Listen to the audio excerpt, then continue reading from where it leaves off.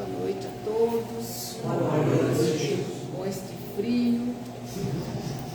Gostoso e frio também, não é?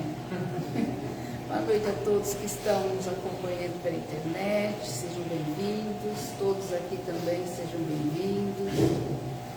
Como sempre, a gente vai fazer uma leiturinha, né? Hoje caiu um tema que eu acho muito...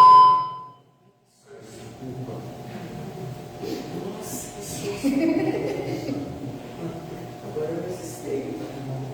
Espantou todos os obsessores.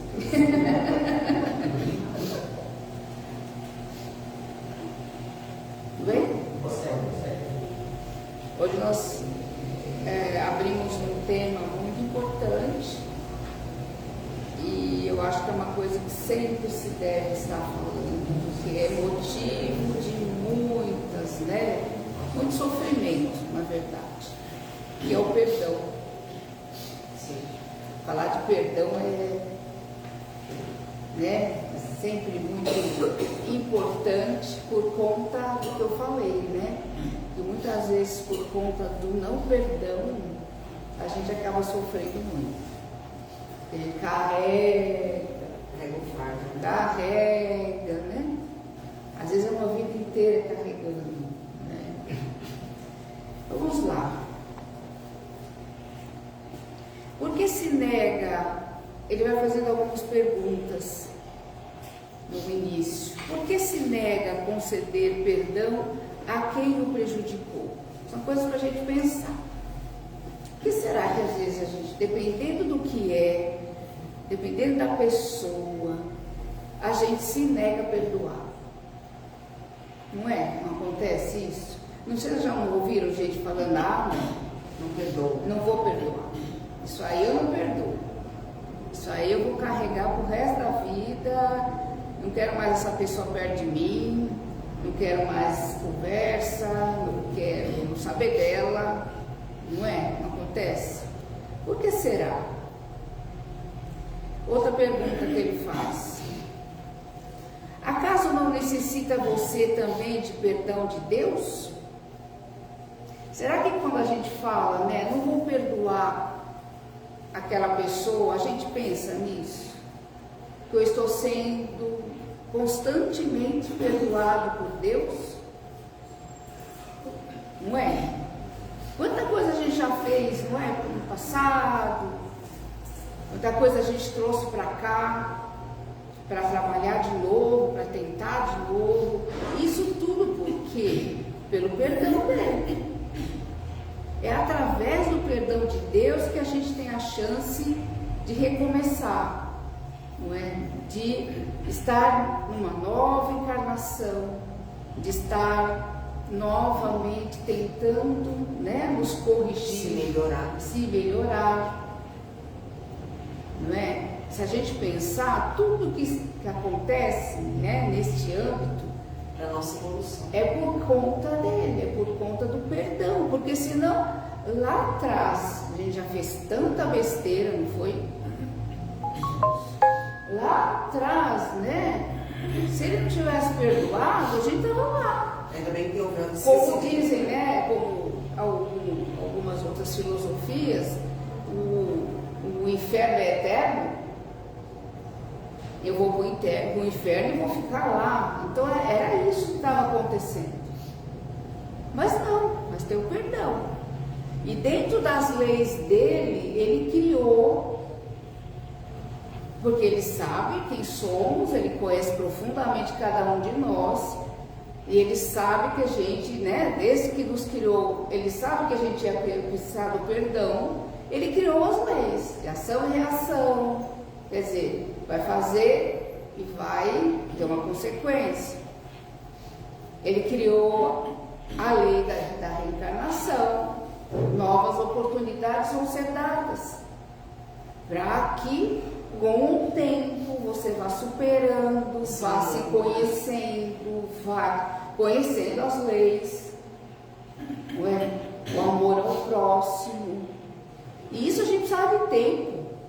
E a gente ainda precisa de tempo, não é? Nós estamos ainda um tempão aí na frente ainda para fazer muita coisa formiga, né? Na evolução. O que mais? Aqui ele pergunta, quando fala do perdão de Deus, acaso você nunca errou? É o que eu estou falando, nós erramos muito já. Acaso acha que o outro não tem direito de errar? Quando a gente não perdoa alguém, a gente não parou para pensar nisso. Que eu erro e que o outro erra. Será que ele não tem o direito de errar, como eu também erro? Não é? Então, quando a gente começa a refletir profundamente nessas pequenas coisas, a gente vai, Se afundar. vai aceitando melhor perdoar, vai aceitando melhor entender o erro do outro. Porque o perdão nada mais é do que eu entender que o outro tem limites, que o outro, é tão limitado quanto eu. Porque eu também tenho muitos limites e erro muito. Aí eu vou conseguindo começar, porque o perdão não é da boca. Te perdoo. Não, perdão é aqui dentro. E às vezes eu carrego de uma vida para outra, não é? Até chegar o momento que eu realmente perdoo. É se redimir. Oi? É se redimir. É se redimir, com certeza. E a gente precisa de tempo. Infelizmente, Para digerir isso. nós somos ainda imperfeitos. E a gente tem um caminho, para seguir. A gente escolhe o Não caminho. não é no estado de Deus, Acaso crê que todos devem ser perfeitos? Nossa, se eu achar que todo mundo tem que ser perfeito, eu vou sofrer muito, não é? Porque eu encontro imperfeição, vinda para mim como de mim para o outro o tempo todo. Nós estamos muito longe de falar de perfeição. Estamos longe mesmo. Muito longe, não é? Muito longe. Perfeição ainda está, não sei quantos quilômetros ou milhas e anos-luz, longe da gente. Meu amigo, quebre a dureza do seu coração. Quem o feriu fez por desconhecimento da lei do amor. Quer dizer, ao mesmo tempo que eu sou duro com o outro, quando é comigo, eu quero que o outro seja mais maleável comigo, não é? E quando o outro fez porque desconhece a lei do amor, será que nós conhecemos a lei do amor? Não. Será que a gente vive isso profundamente? Você conhece, mas não faz. Às vezes a gente lê, como eu tô lendo agora. Mas na hora de fazer, porque a lei do amor é o amor incondicional. Eu entendo assim. De uma mãe para um filho, né? Esse amor, mas com todo mundo, não é só com o filho. Com o filho é fácil. O filho é meu filho. Eu quero o melhor dele. Agora, quando é com alguém que me prejudicou e que eu tenho que perdoar, falar de lei do amor, é fácil? Não é fácil. Nós ainda... Mas é importante, que nem quando cai isso aqui, acho que a gente fala, é falar, e repetir, falar. O perdão é uma coisa que tem que ser muito ainda, discutida, falada, compreendida, muito. Não se sinta tão ofendido, não se sinta tão magoado. Quantas vezes você já não fez o mesmo a outra? É o que a gente vem falando. Quando o outro faz comigo é uma coisa. Eu fico magoada, às vezes um dia, 2 dias, às vezes anos, que eu não quero nem conversa com aquela pessoa, Mas quando é eu, que provoco alguma coisa, como é que fica? Eu quero que todo mundo seja mais complacente comigo, não é? Todo mundo tem que entender né? Quando alguém vem me cobrar alguma coisa, a gente já não vai justificando. Ah, mas eu fiz isso por causa disso. Então eu quero que o outro entenda, que o outro seja, né, complacente comigo. Agora, quando é o contrário, às vezes a gente nem escuta, sai andando. Não é? Perdoe. Perdoe verdadeiramente. É isso que eu falei. O perdão não é da boca para fora. Perdão é algo muito mais profundo. É um dia a gente chegar lá na frente e não sentir necessidade de perdoar, porque a gente não vai se ofender mais. Está evoluindo. Quando a gente estiver evoluído, eu vejo isso em Jesus. Ele precisava perdoar. Ele pediu para Deus perdoar, né? Nos perdoar. Mas ele em nenhum momento deu provas de que nos estava magoado com a gente. Ele precisava perdoar a gente. Porque ele não precisa mais disso. E eu acredito que um dia a gente vai chegar a isso. Não é? De não se ofender. Nada atinge, né? Nada atinge. Não tem mais isso. Porque o atingir tem muito a ver com orgulho nosso. É pelo orgulho que eu não admito que alguém faça isso ou aquilo. Egoísmo, comigo. né? Egoísmo, orgulho, vaidade. Eu sou tão orgulhoso que ninguém pode me ofender. Agora, quando eu faço com alguém, o outro tem que entender. Aí continua o orgulho, não é?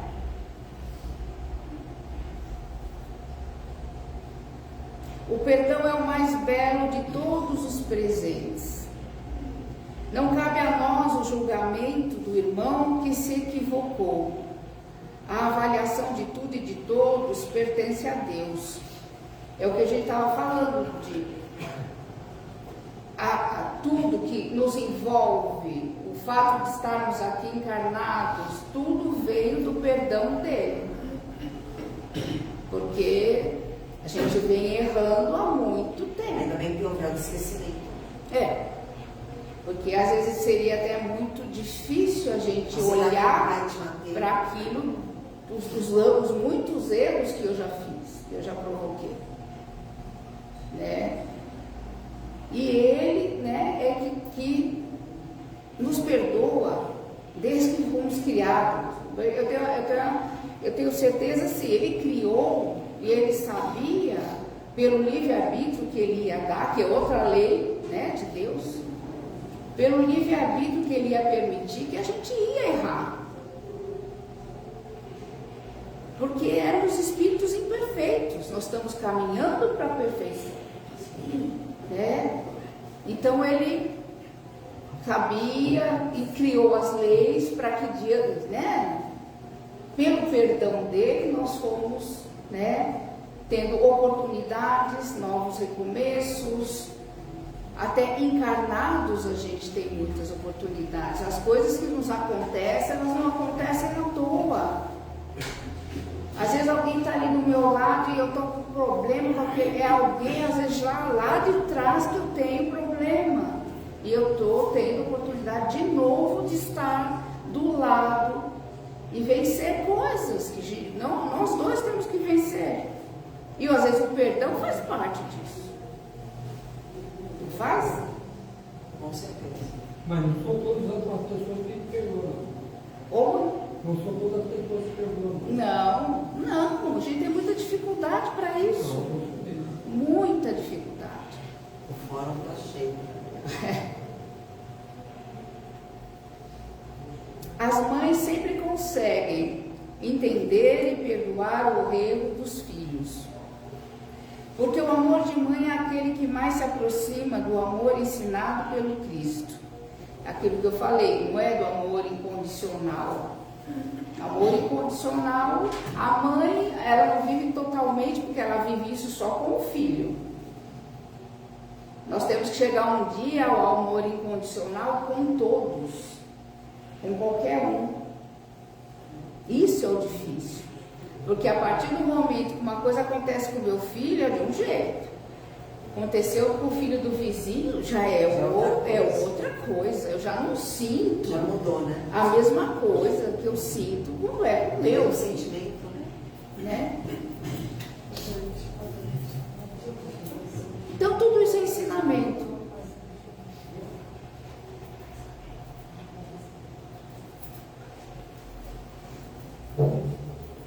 O amor incondicional, né? Isso hoje em dia é muito falado. Será que a gente entende o que é isso? Que o que mais se aproxima disso aqui conosco é o amor de mãe por um filho. Mas quando a gente fala de amor incondicional, a gente não está falando só do filho, né? Como eu falei. E a gente consegue entender o que é isso? Amar todos como irmãos, igualmente, como Jesus fez. É a isso que a gente vai chegar. Ele veio mostrar, ele veio mostrar tudo. A gente aqui assim está aí patinando, não enxerga direito. Né? Nesse sentido, procure assemelhar-se às mães e perdoe. Ele encerra assim.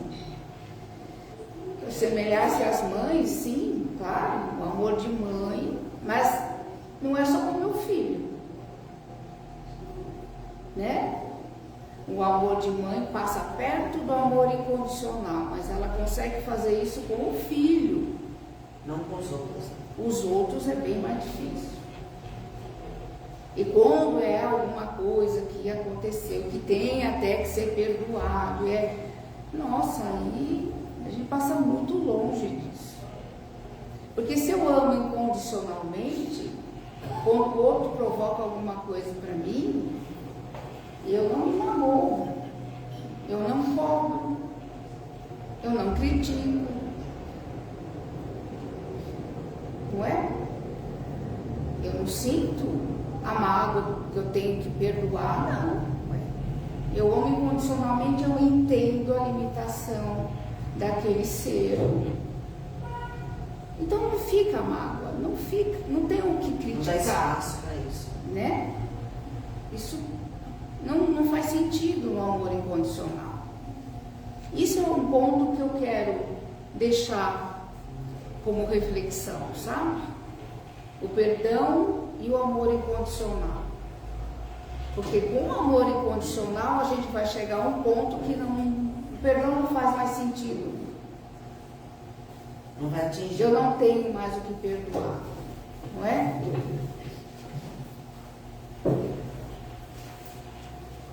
Tudo bem, gente? Querem comentar alguma coisa? Então tá. Fiquem em paz.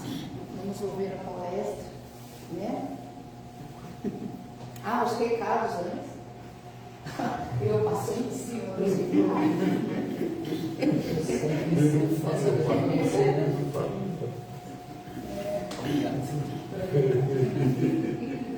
Boa noite a todos.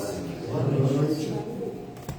Como sempre, vamos lembrar a todos da importância de desligar os celulares, da importância da doação dos alimentos, para que o centro continue mantendo a ajuda que sempre fornece às 30 famílias mensalmente, do nosso bazar que recebe roupas usadas em bom estado, para que também reverta os valores das roupas usadas vendidas para manter a casa e o bom funcionamento, das inscrições para os grupos de estudo que estão abertas, e quem precisar de informações, maiores detalhes, pode retirar na secretaria, da biblioteca que temos no primeiro andar, e assim como nos grupos de estudo, a gente também oferece esses livros para quem gosta ou quer aprender mais sobre a doutrina. A doação de lãs para a confecção de mantas que são doadas às famílias de gestantes de baixa renda. E não menos importante, do Evangelho no Lar, que é feito semanalmente. E também quem não tem a orientação ou quer a orientação para realização do Evangelho no Lar, pode pegar todo o roteiro na secretaria. Acho que é isso. Dito isso, peço a todos que fechem os seus olhos, elevem o seu pensamento, agradecendo a todos pela presença, aos nossos amigos espirituais, pela proteção, orientação, agradecendo e orando. Pai nosso que estás no céu, santificado seja o vosso nome, venha a nós o vosso reino, seja feita a vossa vontade, assim na terra como no céu. O pão nosso de cada dia nos dai hoje, perdoai as nossas ofensas, assim como nós perdoamos a quem nos tem ofendido. Não nos deixeis cair em tentação, mas livrai-nos de todo o mal. Que assim seja. Graças a Deus. Uma boa palestra a todos.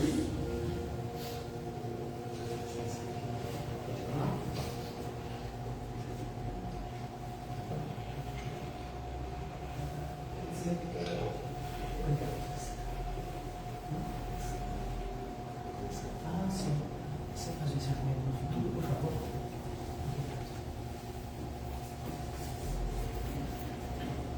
Muito boa noite, amigos, irmãos. Que a paz e a luz de Jesus esteja no coração de cada um de nós, em nossos lares, junto dos nossos familiares. Nós, de forma geral, meus irmãos, não temos, a grande maioria de nós, aquela mediunidade ostensiva,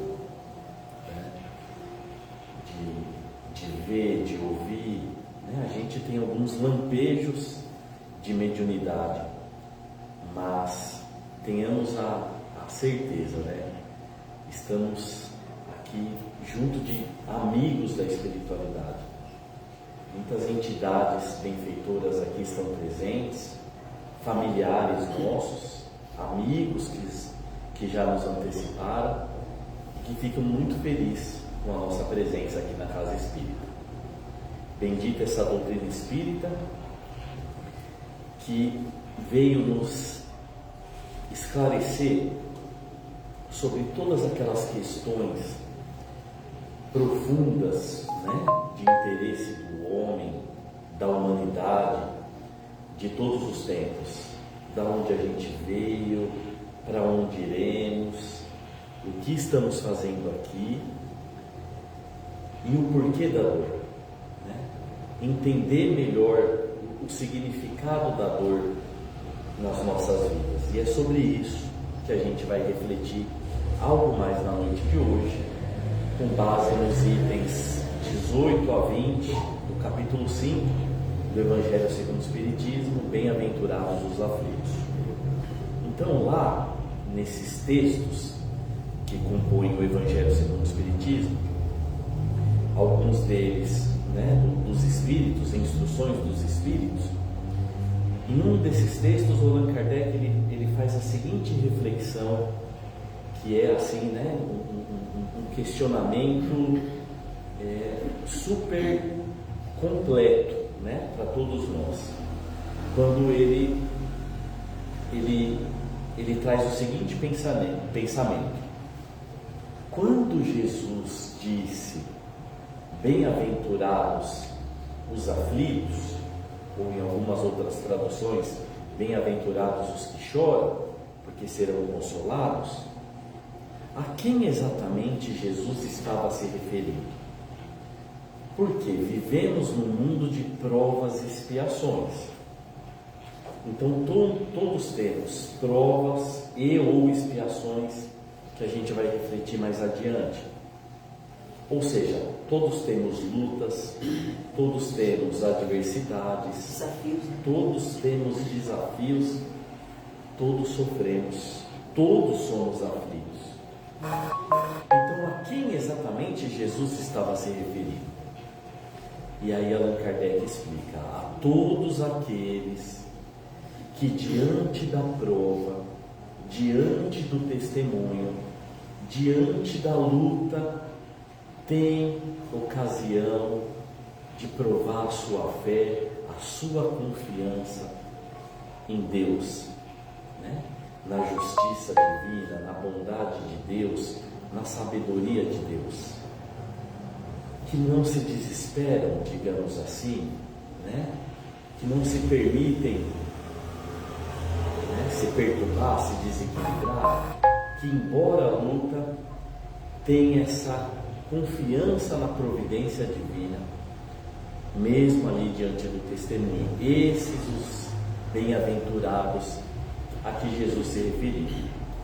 Isso nos faz recordar uma história, né, que diz que havia um rei e um súdito. Esse rei não acreditava em Deus e o súdito sempre exaltava, né, para o rei sobre Deus e dizia: meu rei, né, Deus é sempre bom, Deus é bom em tudo que faz, é perfeito em tudo que faz. E um dia o rei e o súdito foram para uma caçada, e na caçada uma fera tentou atacar o rei. O súdito tentou defender o rei dessa fera, mas não evitou que o rei perdesse um dedo. O rei ficou muito furioso de perder um dedo, e então questionou o súdito: você sempre diz que Deus é bom, né? Se Deus fosse realmente bom, eu não teria perdido um dedo. E aquele súdito permaneceu, né, fiel àquela fé em Deus e disse: meu rei, esse dedo que você perdeu, esse dedo que você perdeu é para algum propósito superior, né? Deus é bom em tudo que faz, Deus é sempre bom. O rei ficou furioso que o súdito continuou defendendo Deus e mandou prendê-lo. Passou um tempo, o rei foi para uma nova caçada, e nessa nova caçada ele foi preso por uma tribo de selvagens. E essa tribo de selvagens iria oferecê-lo aos seus deuses, ele seria sacrificado. Quando o rei estava prestes a ser sacrificado, perceberam que lhe faltava um dedo, ou seja, ele não era um ser humano perfeito, não poderia ser oferecido aos deuses e libertá-lo. E no que ele foi liberto, ele voltou radiante para o reino, mandou já soltar o súdito, e assim que encontrou o súdito disse: você tem razão, Deus realmente é bom. Se eu não tivesse perdido o dedo, eu seria sacrificado. Mas me explique uma coisa: você que sempre defende Deus, que diz que Ele é bom, por que Ele permitiu que você fosse preso? E aí o súdito então explicou: ora, meu rei, se eu não tivesse preso, eu estaria com o Senhor na calçada, e como não me falta nenhum dedo, eu que seria sacrificado no teu lugar. Então, vejamos, né, meus irmãos, quantas vezes aquilo que a gente considera um mal é um bem, mas que só adiante do tempo a gente vai compreender. Como diz o Espírito Emmanuel, numa mensagem que inaugura o livro Vinha de Luz, é uma prece chamada Prece por Luz, ele vai nos dizer exatamente isso: Senhor, ensina-nos a encontrar o socorro na dificuldade. Senhor, ensina-nos a encontrar o bem nos supostos males da vida. Por isso, né, meus irmãos, bem-aventurados os aflitos. São bem-aventurados aqueles que diante da dor têm ocasião de provar a sua fé. Então, diz lá nesse conteúdo do Evangelho segundo o Espiritismo que o remédio para os nossos males, o remédio para os nossos sofrimentos é a fé. É essa confiança em Deus, é essa confiança de que estamos no lugar certo, estamos com as pessoas certas, é essa confiança de que aquilo que me acontece, que muitas vezes não é o que eu queria, é alheio, são circunstâncias alheias à minha vontade, é uma porta fechada, é um não que eu recebo da vida, mas eu confio que, embora não seja o que eu gostaria, é o melhor para mim. Então, essa confiança em Deus é o remédio certo, digamos assim, para os nossos males. E quanto à doutrina espírita, meus amigos, ela não nos ajuda a fortalecer, a enriquecer essa fé, né? Através de tantos exemplos em que a gente, digamos assim, passou a ter um conhecimento dessa realidade entre os dois mundos, né? Da vida espiritual e da vida material, e desenvolve em nós essa fé raciocinada em que a gente confia porque a gente, né, sabe porque a gente confia. E entre tantos exemplos, por exemplo, em que estão presentes na nossa literatura espírita, que enriquecem a nossa fé, a gente vai trazer né, que quem nos apresenta é o Espírito André Luiz, no livro Missionários da Luz, num capítulo chamado Socorro Espiritual. Então diz o André Luiz, nesse capítulo desse livro, que numa certa noite, numa madrugada, digamos assim, o André Luiz se encontrava junto do mentor Alexandre. O mentor Alexandre, aquele espírito superior que o André Luiz acompanha em várias atividades socorristas, entre os dois planos da vida, ao longo de toda essa obra Missionários da Luz. E em certa noite, certa madrugada, o espírito de uma mãe procurou esse mentor Alexandre, e ela então vai pedir socorro para o seu filho, que é um encarnado chamado Antônio, que tem aproximadamente uns 70 anos. E o Antônio, ele tem toda uma fragilidade no quadro do aparelho circulatório, está próximo dele desencarnar. Só que naquela noite em específico, ele foi dormir com tantos problemas que ele potencializou, que ele exagerou, né? Que corria o risco de, durante o sono naquela noite, ele ter um derrame, uma trombose, né? E ele vir a desencarnar. O desencarne dele está próximo, mas ele não pode desencarnar naquela noite, explica a mãe dele, porque existem ainda vários assuntos, né, que dependem dele, que vão beneficiar todo o grupo familiar. Então ele precisa de mais um tempo aqui encarnado. O mentor Alexandre, tomando consciência da gravidade do fato, já reúne ali aquela equipe de benfeitores que o André Luiz, né, faz parte, e eles se direcionam para o lar, né, para a residência do Antônio.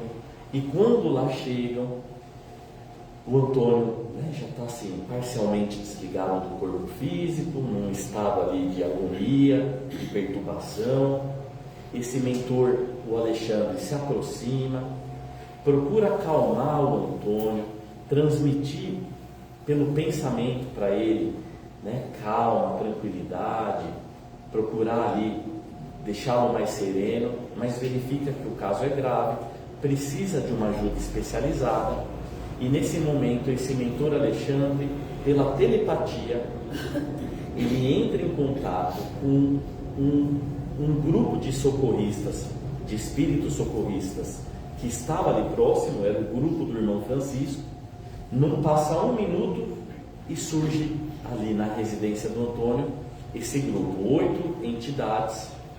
E no que eles surgem, o Alexandre explica a gravidade do caso e diz que precisaria que fosse trazido ali, para se realizar o devido socorro para o Antônio, um encarnado que estivesse dormindo naquele momento, ou seja, em desdobramento, porque seriam utilizados fluidos próprios do encarnado em desdobramento para o socorro ao Antônio.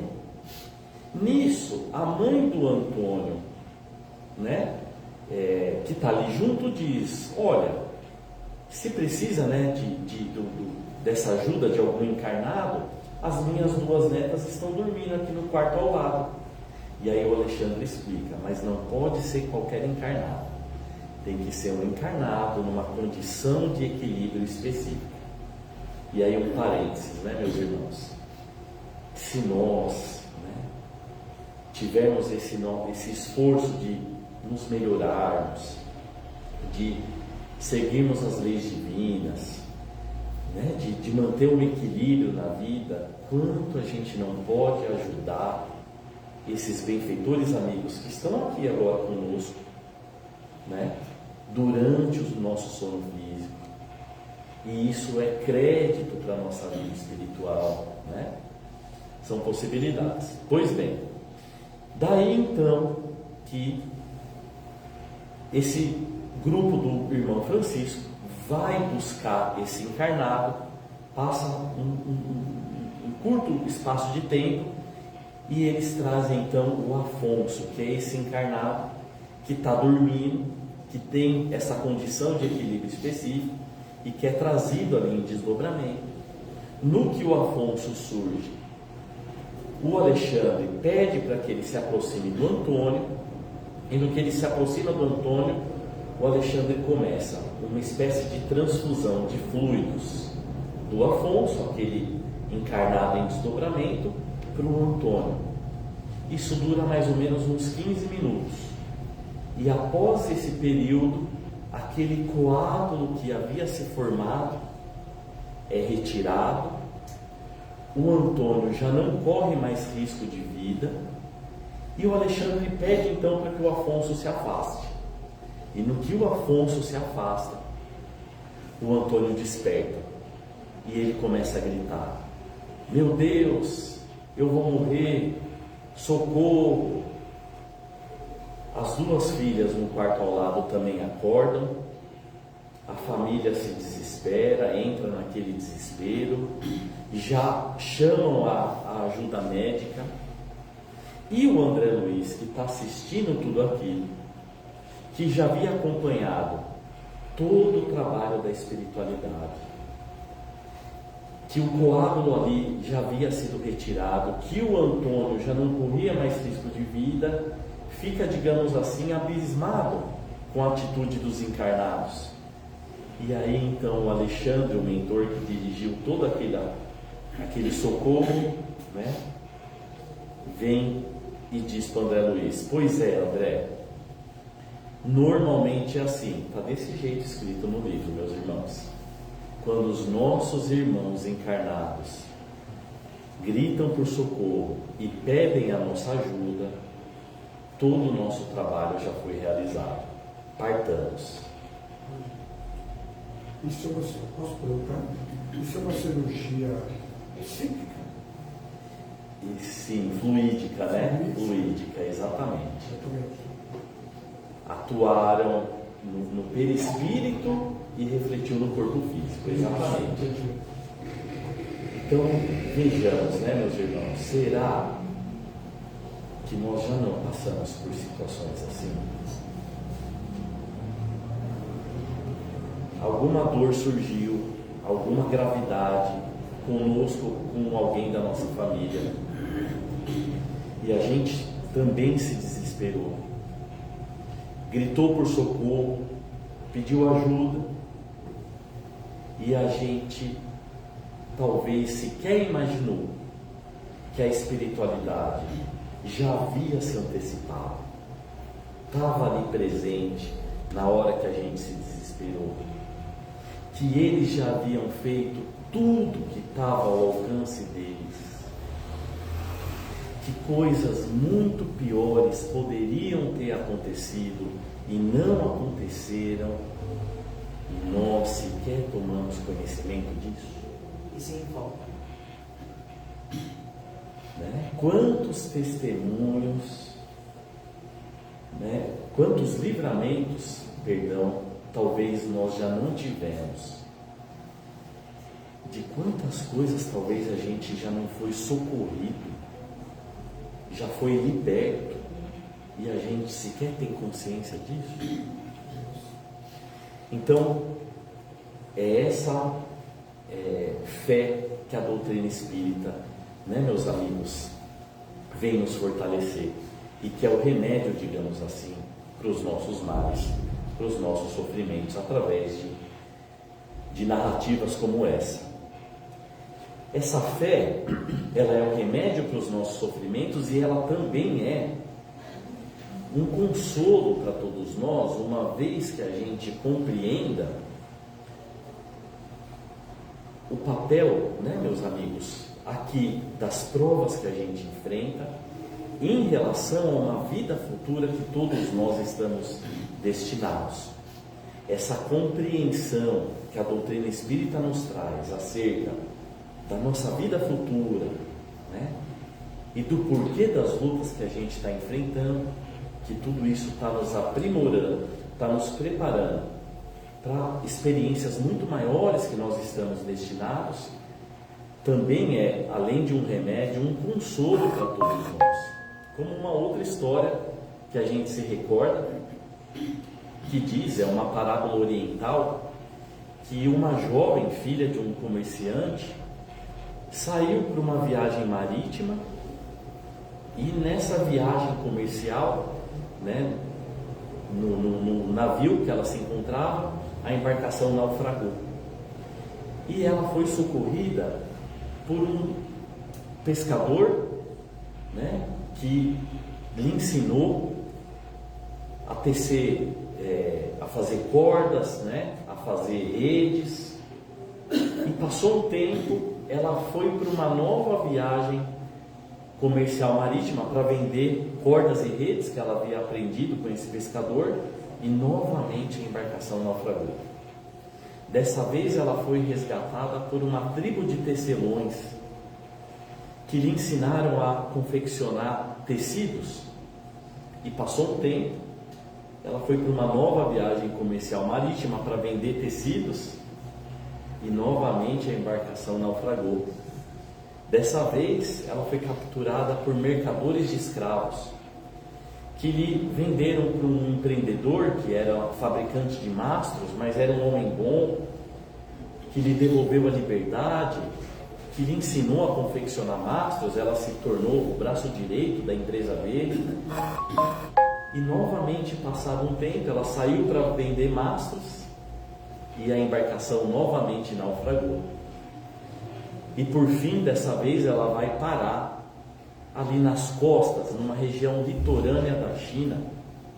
E quando lá ela chega, grande parte ali da população, né, fica entusiasmada e vai ao seu encontro, porque havia uma profecia de um oráculo que um dia chegaria uma mulher do mar e que iria construir tendas maravilhosas para aquela população.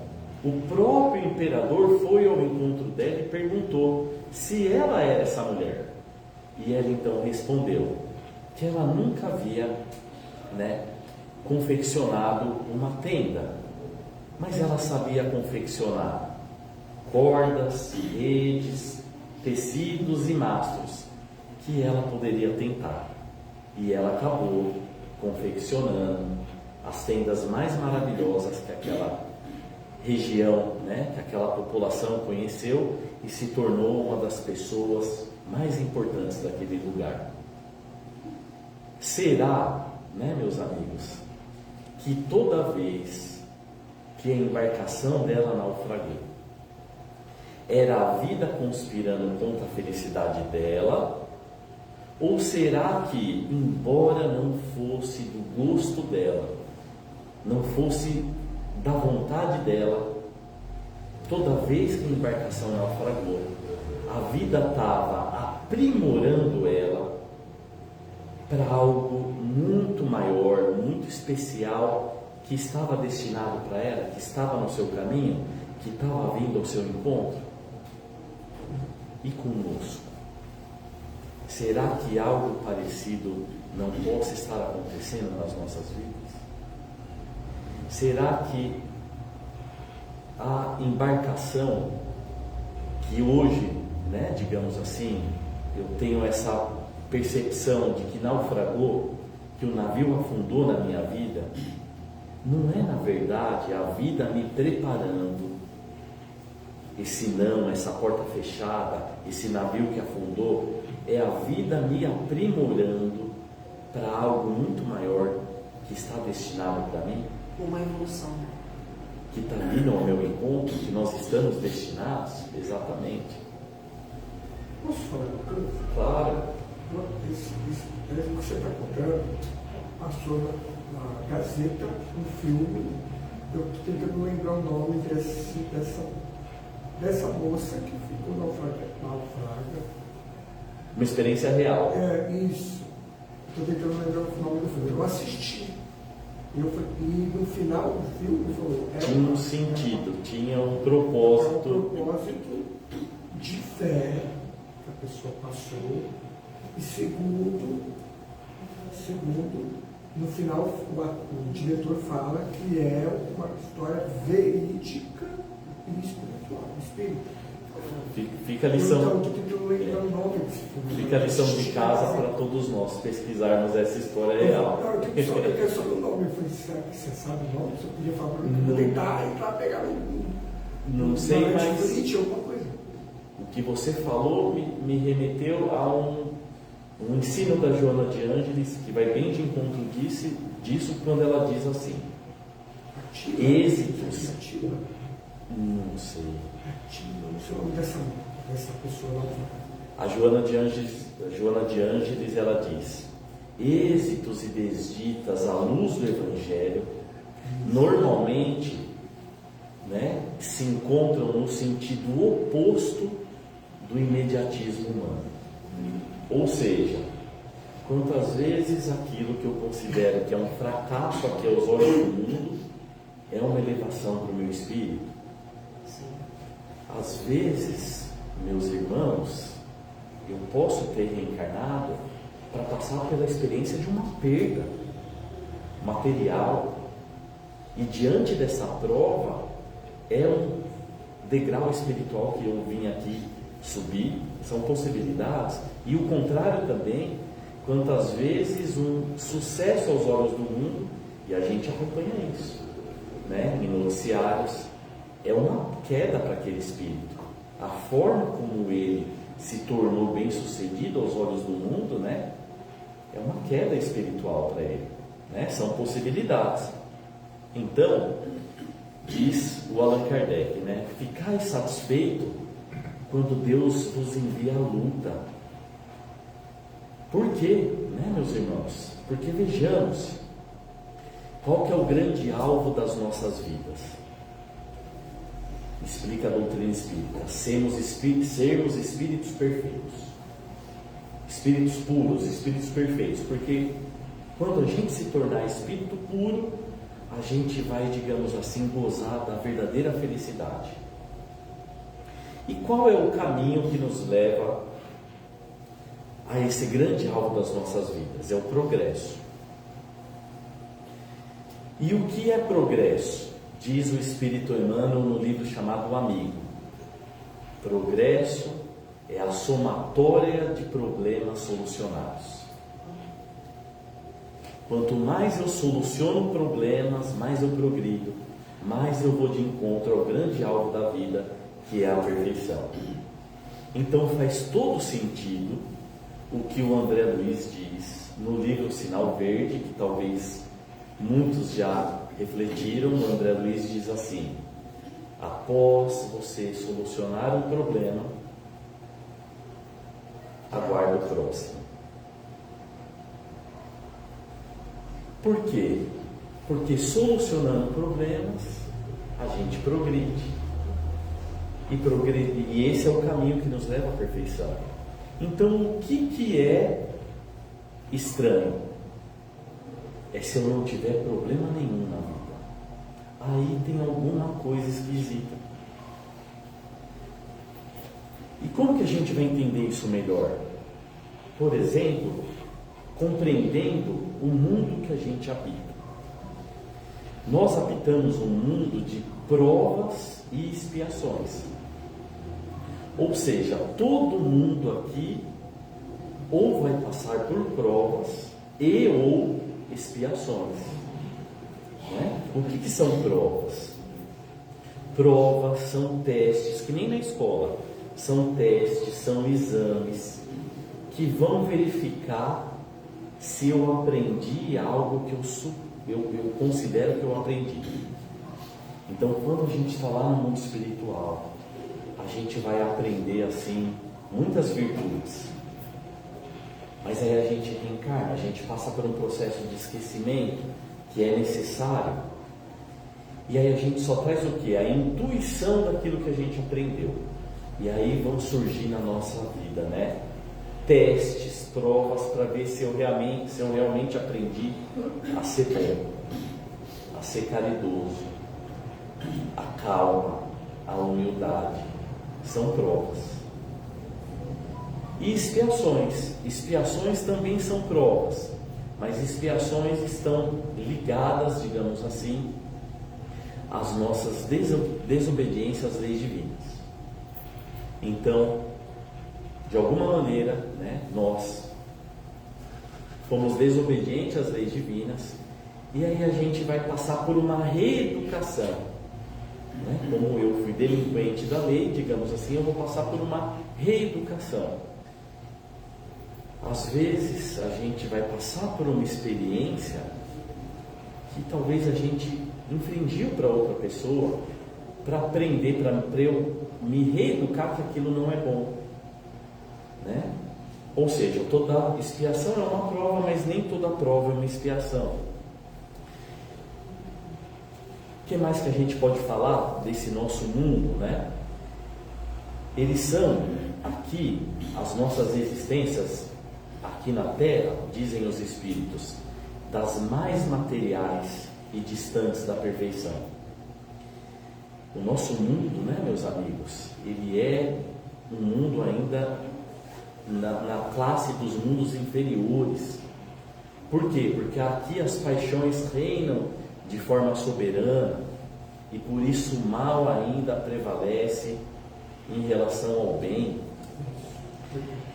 Tanto que, se a gente, né, como a gente já mais ou menos refletiu, se a gente pudesse falar uma característica comum aos espíritos no mundo de provas e expiações, é uma palavra forte, mas seria a rebeldia. De alguma maneira, ou nós já fomos rebeldes às leis divinas, ou ainda somos, e é por isso o motivo da dor, dos nossos sofrimentos, foi a nossa rebeldia perante as leis divinas. E é por isso que o Allan Kardec vai dizer, meus amigos, que o nosso planeta Terra, ele é uma escola, mas ele também é um hospital e também uma penitenciária. Né? Por quê? A lei da reação, né?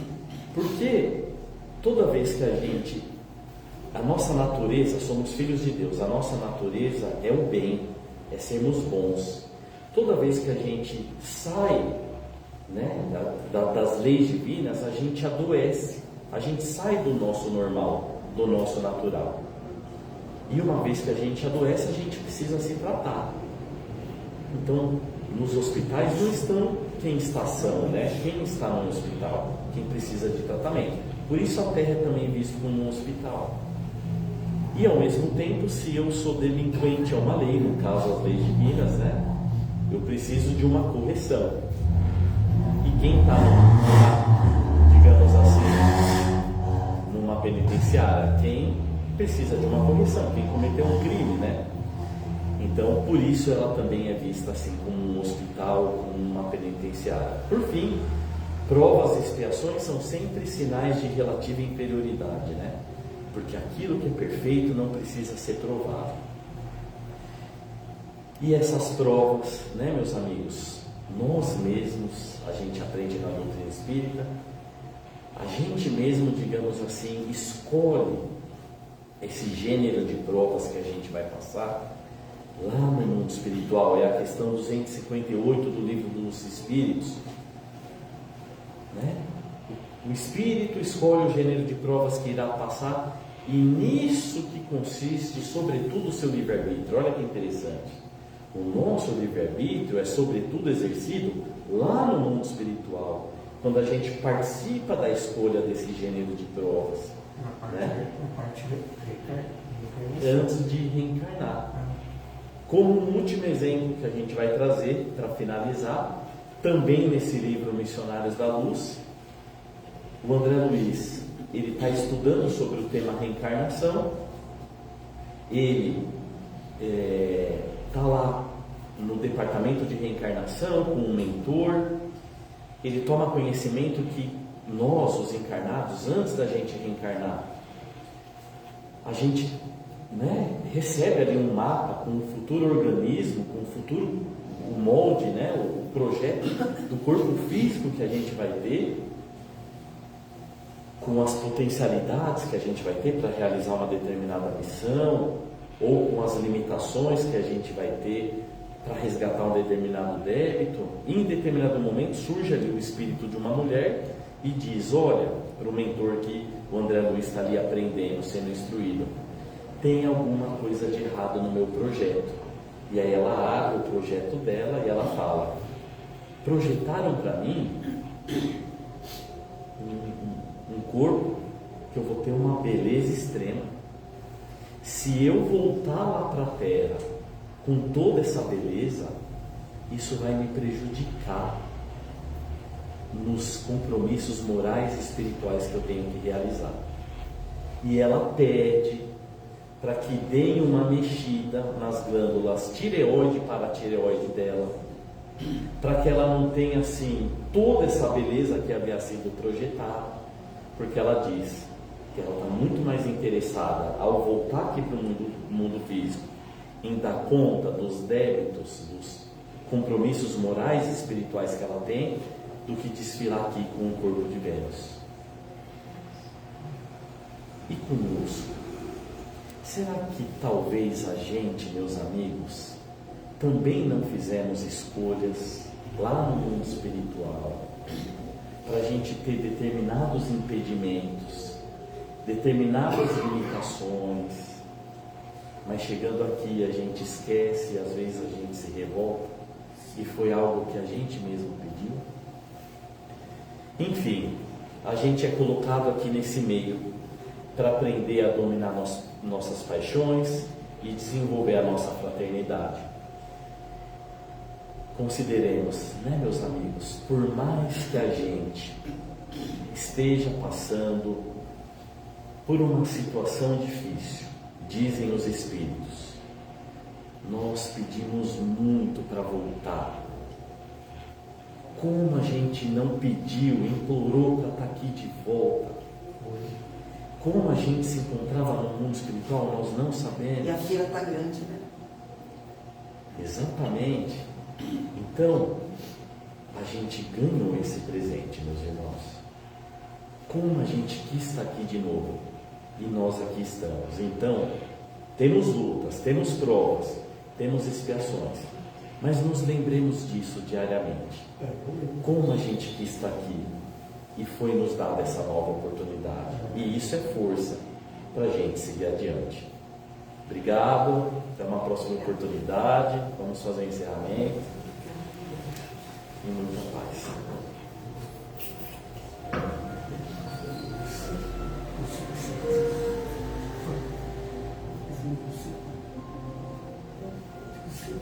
Benfeitores amigos, a nossa gratidão.